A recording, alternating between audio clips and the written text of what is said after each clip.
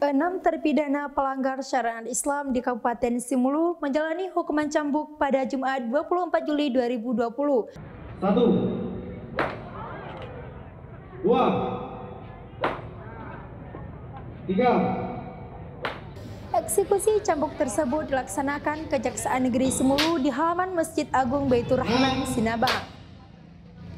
7, 8.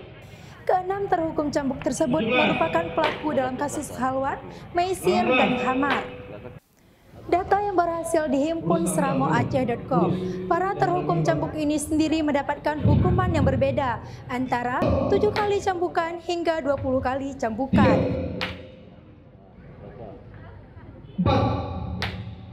Kepala Kejaksaan Negeri Simulu, Muhammad Ansar Wahyudi mengatakan, jika pelaksanaan hukuman cambuk tersebut dilakukan berdasarkan keputusan dari Mahkamah Syariat Simulu.